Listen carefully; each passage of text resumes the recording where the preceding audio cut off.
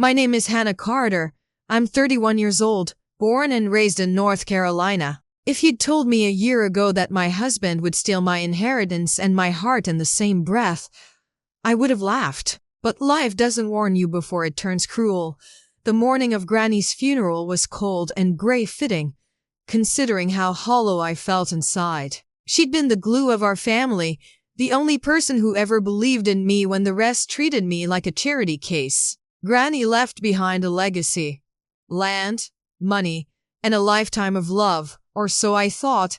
When the lawyer called everyone into the small church hall after the service, I was still clutching the photo from Granny's casket. My husband, Ethan, squeezed my shoulder too tightly, almost rehearsed. My cousin sat in the front row, whispering and smirking like vultures. The lawyer's voice cut through the murmurs. To my beloved grandchildren, I leave the family estate and the sum of $5 million. To be divided equally. A gasp filled the room. My heart started pounding. $5 million. Granny had never mentioned she was that wealthy. Then came the pause. The moment that rewrote my life. To my granddaughter, Hannah Carter. The lawyer continued. I leave one plane ticket. The room erupted in whispers and muffled laughter. One plane ticket? My cousin Madison sneered. Is that all Granny thought you were worth? I felt Ethan's hand drop from my shoulder. He didn't defend me, didn't even look at me, just stared straight ahead, jaw clenched, like he already knew. That's when I realized something wasn't right. I tried to speak, to ask why, but my voice broke before the words could. Everyone else walked away smiling, holding envelopes and checks. Me? I stood there, holding a crumpled plane ticket to San Francisco, dated 1 week from today, and scribbled on the corner, in Granny's handwriting, were 6 words.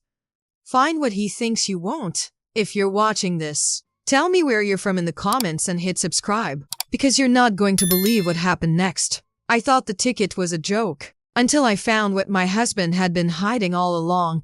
The plane ticket sat on my kitchen counter for days, taunting me. Ethan acted like it didn't exist. Whenever I brought it up, he'd shrug and say, Babe, maybe Granny was losing it near the end. Don't go chasing ghosts. But that's the thing about guilt, it leaks through the cracks, even when someone tries to seal them shut. He started locking his phone. Coming home late. His laughter, the same one I fell in love with, now sounded rehearsed. I caught a whiff of perfume that wasn't mine on his jacket once, but I didn't want to believe it. Not yet. By the 5th night, I couldn't take it anymore. I packed a small bag, grabbed the plane ticket, and told Ethan I was visiting a friend. His reaction said it all. He didn't ask which friend. He just nodded and muttered, Do what you need to. The next morning, I boarded a flight to San Francisco, clutching Granny's note in my trembling hand.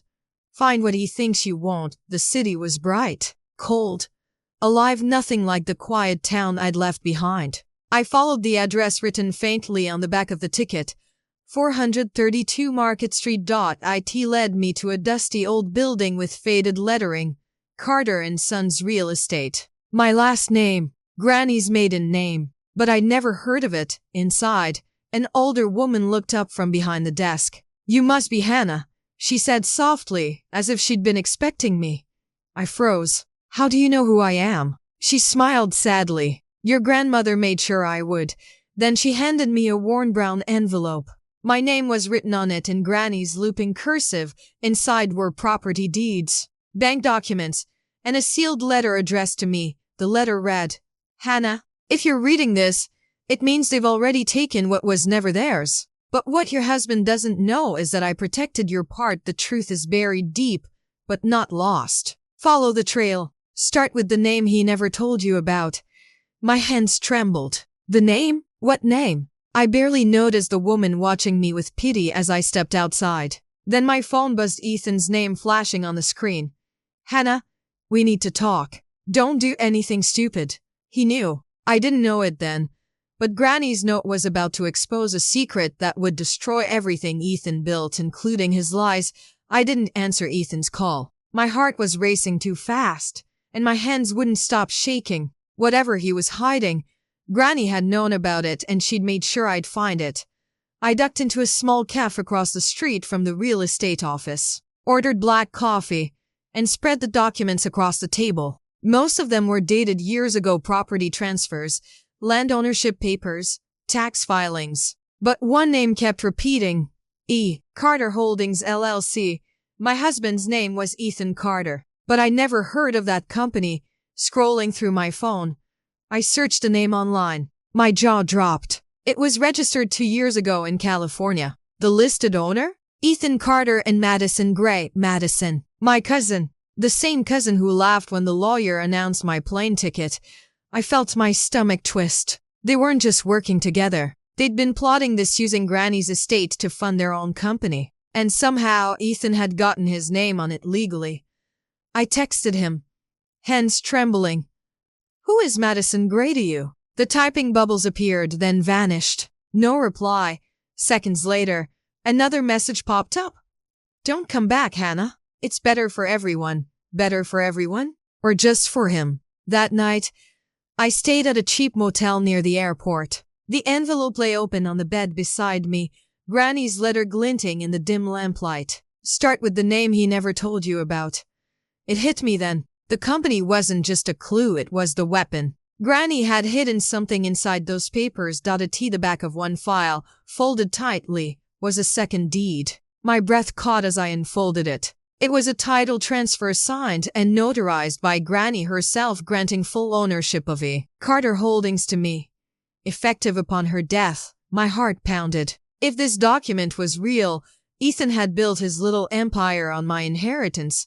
I stared at the signature over and over again, afraid to believe it. The realization left me dizzy. Granny hadn't disinherited me. She'd given me everything, just hidden it where only I could find it. But if Ethan realized I knew. My phone buzzed again. Unknown number. "You shouldn't have gone to San Francisco." No name, no emoji, just that line. I froze, staring at the screen, my pulse hammering in my ears. I thought Granny's secret made me powerful until I realized how far Ethan would go to keep me silent. Sleep didn't come that night. Every sound outside my motel door made me jump. By dawn, I'd packed my bag and was sitting in the corner, clutching Granny's envelope like it could protect me. That message, "You shouldn't have gone to San Francisco," kept replaying in my head. I couldn't tell if it was a warning or a threat. I decided to go to the local records office first thing in the morning. If the deed was real, it had to be on file. The clerk, a woman in her 60s with sharp glasses, looked through the database, tapping her keyboard slowly. Finally, she looked up. "Well, you're right. This property and the business were transferred to your name 6 months before your grandmother passed." 6 months. That meant Granny had done it before she got sick. On purpose, the woman printed the certified copies for me. I thanked her, my heart still pounding as I stepped outside into the cold wind. That's when I saw him. Ethan. He was standing across the street, leaning against a rental car, wearing that same expensive coat he'd bought for business meetings. His eyes locked on mine, dark and furious. I froze. He crossed the street slowly, too calmly. "Hannah," he said, voice low and controlled. "You need to stop this." I clutched the folder tighter. "Stop what?" "Finding out the truth." He exhaled sharply, jaw tightening. "You don't understand. You're in over your head." "Those documents are mine," I interrupted. "Granny signed them." "You lied, Ethan. You and Madison stole everything." For a second, something ugly flashed across his face. Fear. Maybe, but then he smiled. A cold, lifeless smile. "You really think anyone's going to believe you over me? You don't even have a lawyer." I took a step back. "Maybe not, but I have proof."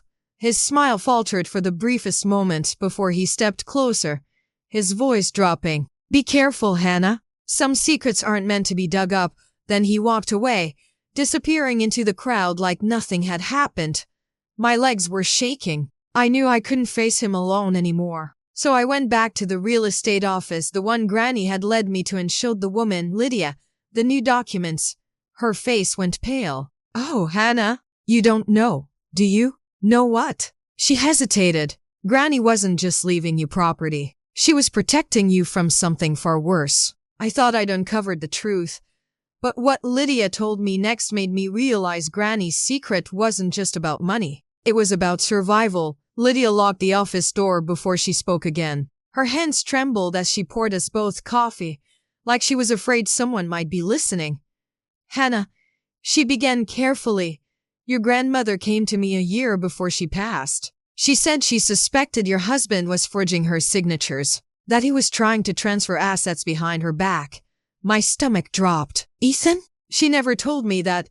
She didn't want to worry you, Lydia said softly, but she caught him once snooping through her files. That's when she created the second set of documents, the ones she left for you. She told me, if something happens to me, make sure Hannah finds the truth.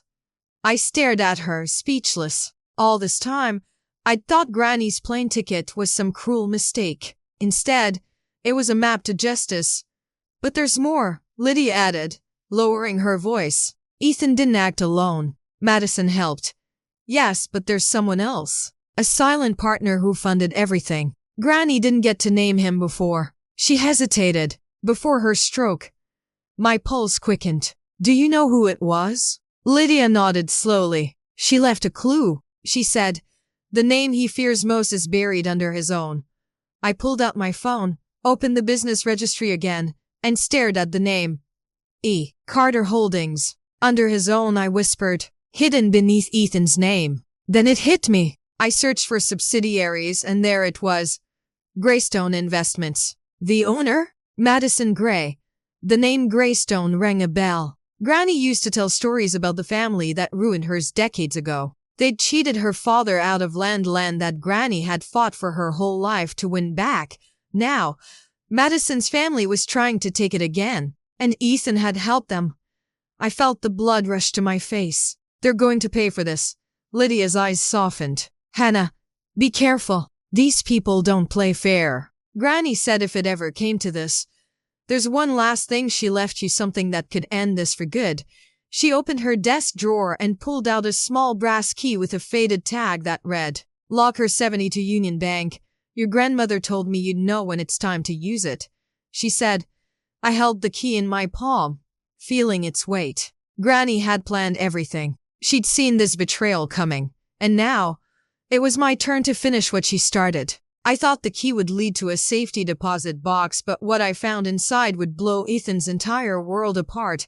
Union Bank was in the heart of downtown San Francisco, glass, marble, and silence. The kind of place where secrets stay buried in vaults. I stood at the counter, clutching the brass key. The clerk asked for my ID, glanced at the tag, and said, Locker 72, Miss Carter, right this way.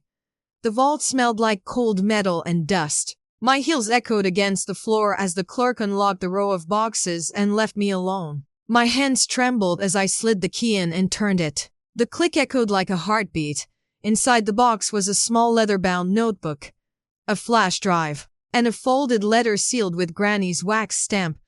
I opened the letter first. My dearest Hannah, if you've made it this far, then you already know Ethan's betrayal. But there's something he never told you. The company he built, the one he registered under E. Carter Holdings, was financed using forged signatures and stolen trust funds. He's laundering money through Greystone Investments. The flash drive contains everything. Every transfer, every fake contract, every email. I collected it with Lydia's help before they knew I suspected anything. When the time is right, take this to the authorities. But remember, timing is power. Love, Granny.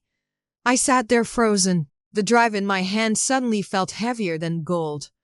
For a moment, all I could think about was Ethan's face, the calm arrogance, the way he'd told me to stop this. He wasn't just greedy. He was a criminal. I took photos of everything, hid the notebook in my bag, and left the vault. As I walked through the lobby, my phone started buzzing again. Ethan. I ignored it. Then came a text from Madison. If you know what's good for you, stay quiet. We can still work something out. I laughed a bitter, broken laugh. They still thought I'd back down. Back at the motel, I plugged the flash drive into my laptop. My breath caught as I opened the first file. Hundreds of emails, contracts, wire transfers, all tied to Ethan and Madison. But one document stood out. A contract of partnership, signed not just by Ethan and Madison, but by a third name, Senator Douglas Gray, Madison's father. My head spun. They weren't just stealing from family, they were laundering money through political channels. My hands shook as I whispered to myself, Granny, you really knew everything. Now I had a decision to make. Go to the police and risk Ethan finding me first, or play along. Let him think he'd won and take him down from the inside. And in that moment, I knew exactly what Granny would do. The next time I saw Ethan, I'd smile, forgive him, and destroy him where it hurt the most, his reputation. I flew home with the flash drive hidden in the lining of my suitcase, and the whole flight felt like a countdown. Everyone around me slept or scrolled, clueless. My stomach churned with the kind of calm that only comes before a storm. Ethan met me at the airport, all politeness and rehearsed concern. How was your trip? He asked, like a man asking about the weather, not a husband facing a corpse of trust. I hugged him. I let him smell like cologne and victory. I let him think he'd won. That night, I cooked dinner. I set the table like nothing had changed. I laughed at the right moments. I kissed him goodnight and slipped into bed with the face of an actor playing normal. Inside, my mind was filing evidence, constructing a plan. Granny's note, find what he thinks you won't, played like a mantra. I started small. I listened. I let him talk himself into a confession. Men like Ethan think money makes them bold and careless. He bragged about deals. He named names without realizing the weight of his tongue. Madison called sometimes, her voice bright and fake. Ethan showed me photos of meetings, and I nodded and smiled like I believed him. All the while, I fed crumbs to the people who mattered. A waitress at our favorite restaurant noticed Ethan's nervous hands. I casually mentioned stress and work stuff. A neighbor overheard a heated voice and later told me Ethan had been seen leaving late-night offices. I learned who Ethan trusted and who was already suspicious. Then I made my move. I reached out to a journalist I'd once met at a college fundraiser, small-time, hungry, with a nose for scandal. I didn't hand over the drive. Not yet. I gave him details that would make him chase the story: dates, shell companies, a whisper about a senator's involvement. I sent anonymous tips that would lead him right where I wanted, to Ethan's doorstep.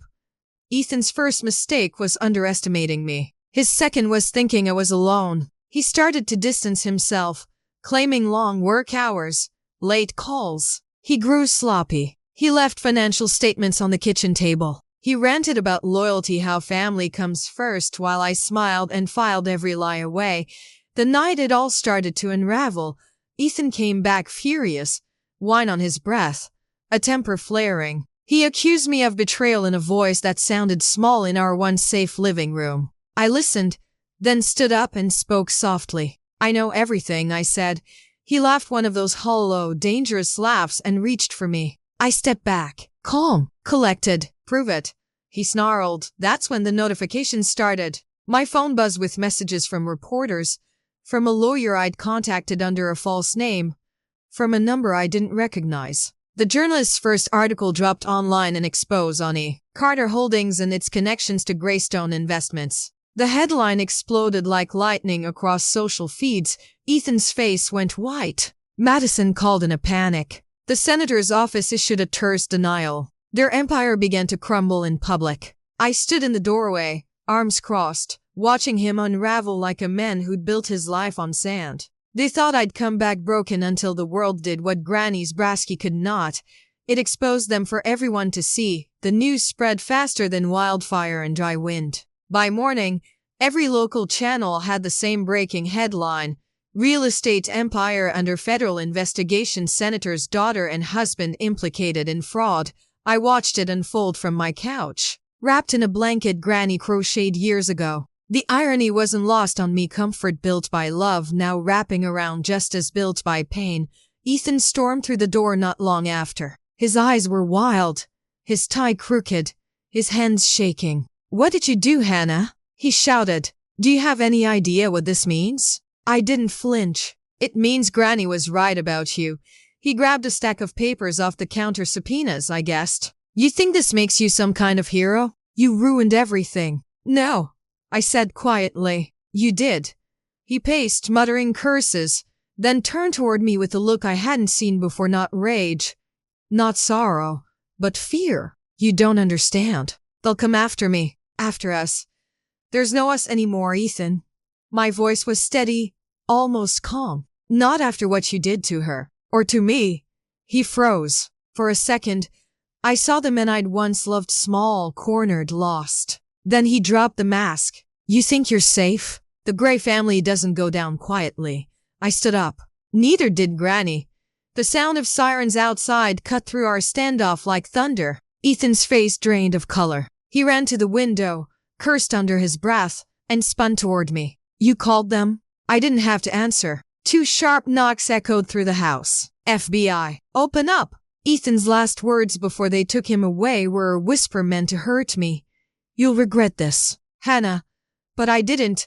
I followed them outside, the flashing red and blue lights painting my street like a stage. Neighbors watched from porches, phones in hand, murmuring. For the first time in months, I didn't care what anyone thought. As the agents loaded Ethan into the back of the car, his eyes met mine one last time. That was the moment he realized I'd won, not with money, not with power, but with truth. Later that night, I received a call from the journalist. The story's blowing up, he said. You've got people asking who you are. They want your side. My side? I said softly. Just tell them the truth. That I was the woman who got a plane ticket and used it to burn the whole lie down.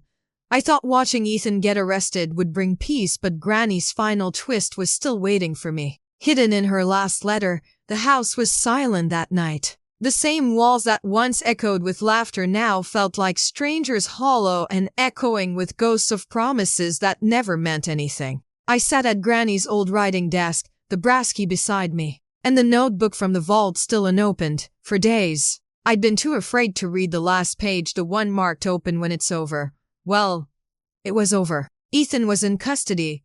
Madison and her father were under investigation, and my name was finally cleared. My hands shook as I turned the final page. Tucked inside was another envelope, sealed in deep red wax. I broke it open and read, My darling Hannah, you did what I hoped you would. You stood up for yourself. But my dear, I didn't leave you just revenge. I left you freedom. The land that started this fight, the property they tried to steal, is yours outright. I never listed it in the will because I didn't want greed to touch it again. It's under your maiden name, in the same town where you grew up. Use it well. Live there if you wish, or start anew. You have my blessing to let go. The money doesn't matter. The name doesn't matter. What matters is that you never let anyone make you small again. Peas. The house key is in the drawer of the desk you're sitting at now. I looked down and sure enough, the drawer slid open with a faint creak. Inside was a silver key and a note with 6 words written in Granny's looping handwriting. Find peace where love began, sweetheart. I pressed the note to my chest, tears spilling freely for the first time in months. Granny hadn't left me a ticket to exile, she'd sent me home. A week later, I drove back to that quiet North Carolina town, the one I'd once been desperate to escape. The old Carter farmhouse stood at the end of a dirt road, bathed in autumn sunlight. It smelled of dust and honeysuckle. I unlocked the door and stepped inside. The air felt warm, safe, familiar, like Granny herself had been waiting there all along. I sat by the window that night, watching fireflies flicker in the fields, and whispered, I found it, Granny. I found what he thought I wouldn't. The revenge was done. The empire had fallen. But what I carried now wasn't anger, it was peace. I thought the story ended with justice, but Granny had one last surprise waiting inside that farmhouse. Something that changed how I saw everything. The farmhouse smelled like history. Old cedar floors, dust, the faint perfume Granny used to wear. But there was something else, a draft, whispering from behind the living room wall. At first, I thought it was just the old house settling. But then, while cleaning, I noticed a small gap behind the bookshelf. The kind of thing you'd miss if you didn't want to see it. I pushed the shelf, and it shifted slightly. My heart jumped. Behind it, a door. A tiny, hidden door painted the same color as the wall. The silver key from Granny's letter fit perfectly.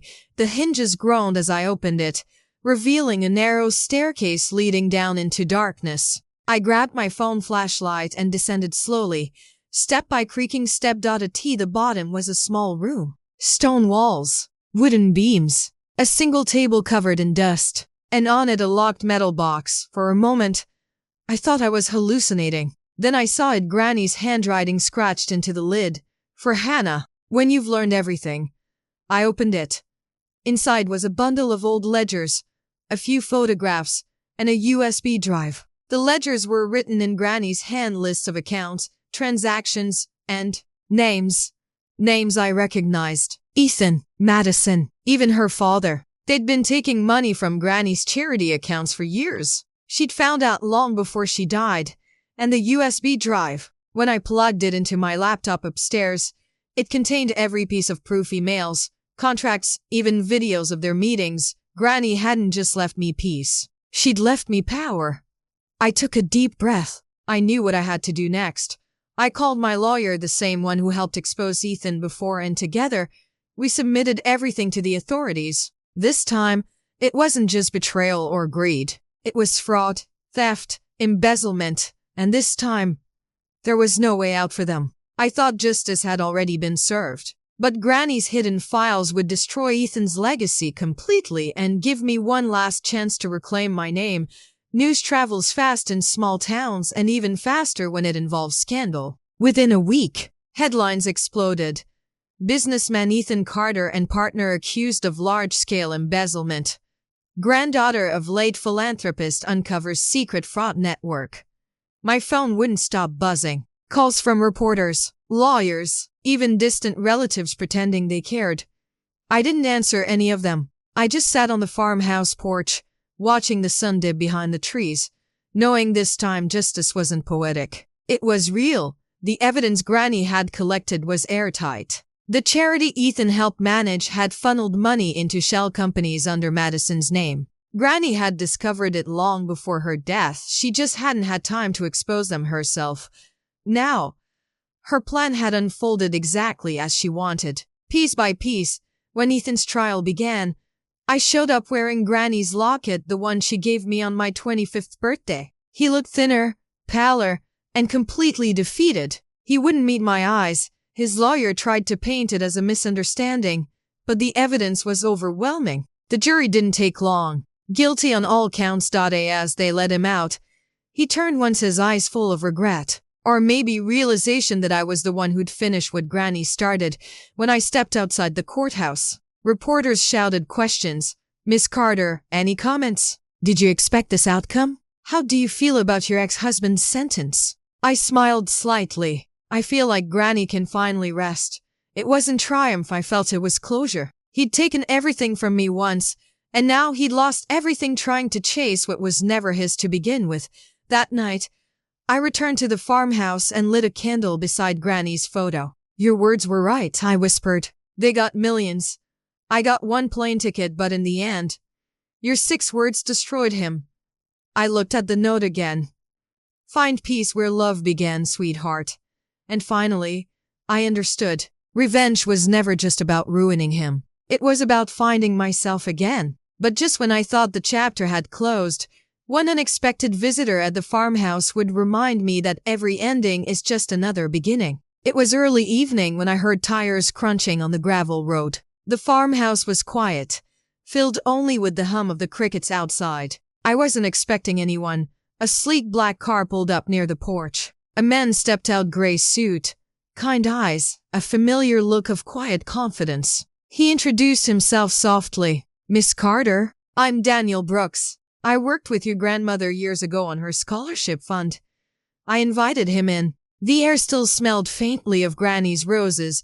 He glanced around the room, smiling nostalgically. She loved this place, said this house was her heart.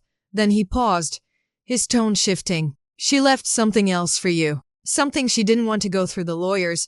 He handed me a brown envelope, thick, sealed with the same red wax I'd seen before. My fingers trembled as I opened it. Inside was a single letter and a property deed. Not just for the farmhouse, for the land surrounding it, acres and acres of untouched countryside. All in my name.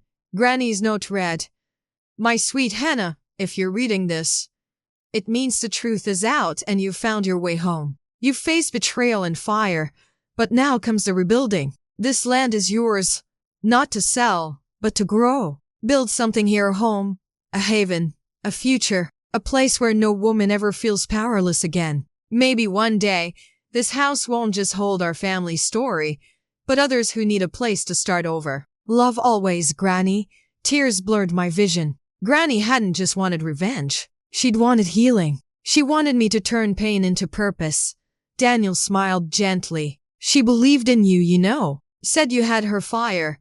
I looked out the window, the wide open fields glowing orange under the setting sun, and for the first time in years, I didn't feel like I was standing in someone else's shadow. I felt free. That night, I drafted the first plans for what Granny had imagined, the Carter Haven. A refuge for women starting over after loss, betrayal, or hardship, because if Granny taught me anything, it's that revenge can end the pain, but rebuilding is what truly heals the heart. And as the first sunrise broke over Granny's land, I realized something: the story wasn't ending here. It was finally, truly beginning. The first sunrise over Carter Haven felt different, softer somehow, like the earth itself was exhaling. I stood on the porch with a mug of coffee, the air crisp and full of promise. The farmhouse that once symbolized grief and betrayal now stood reborn, repainted, restored, and filled with laughter. Laughter that wasn't mine alone. A few months after Granny's last letter, the first women arrived, 3 of them. A teacher escaping a toxic marriage, a young mother rebuilding after financial ruin, and an older woman who'd lost everything to betrayal. Just like I had, they each came carrying their own pain, but within weeks, the house began to glow with something new. Hope. I watched them cook together in Granny's kitchen, share stories on the porch swing, plant flowers in the garden she once tended. And with every smile, every tear shed and healed, I felt Granny's spirit stronger than ever. Sometimes I still hear her voice in the quiet moments. Find peace where love began, sweetheart. Now I know what she meant. Peace isn't something someone gives you, it's something you build yourself. Brick by brick, choice by choice, Ethan's empire crumbled. His partners turned on him. The world moved on, but I didn't chase closure anymore, because I already had it. One afternoon, I walked down to the pond where Granny used to take me fishing. I tossed a single white rose into the water and whispered, "Thank you for everything, for the lesson, the strength, and the love." The rose drifted away slowly, carried by the wind, and with it, every last trace of bitterness left my heart. Revenge might balance the scales, but forgiveness, that's what sets you free. If you were in my shoes, would you have let karma take over, or would you have fought like I did? Tell me in the comments, and don't forget to subscribe for more stories like this one. Because every ending is just the start of another chapter. A year passed before I realized how much life had changed. The farmhouse wasn't just a home anymore, it had become a sanctuary. The Carter Haven was now full of life, stories, and second chances. We'd built tiny cottages around the property, each one painted in soft pastels. There was a communal garden, a library in Granny's old barn, and a wide porch where we gathered every Friday night for healing dinners. Women came from all over the country, some broken, some angry, all searching for peace. And somehow this land, Granny's land, gave it to them. One evening, as the sky turned pink over the fields, I sat on the porch swing with a woman named Claire, a widow who'd just found the courage to start her own bakery in town. She smiled and said, "You know, your grandmother would be proud. She didn't just raise you, she raised a whole generation of survivors." I looked at the horizon and felt a lump rise in my throat. Maybe she was right. Maybe that was Granny's true plan all along. Inside the house, her portrait hung above the fireplace, the same warm smile, the same wise eyes. I'd placed her final note in a frame beside it. Find peace where love began. Sweetheart.it wasn't just her message to me anymore. It was our motto, our promise. As the stars came out, the women began to sing softly from the porch, a hymn Granny loved. Their voices rose and blended with the night wind, carrying her memory through the fields. And for the first time, I didn't feel like I was living after a story. I was living inside one. The revenge had brought justice, but love had brought legacy. So if you're still watching this, wherever you are, remember this. What others destroy in you can become the foundation of something unbreakable. All you have to do is start.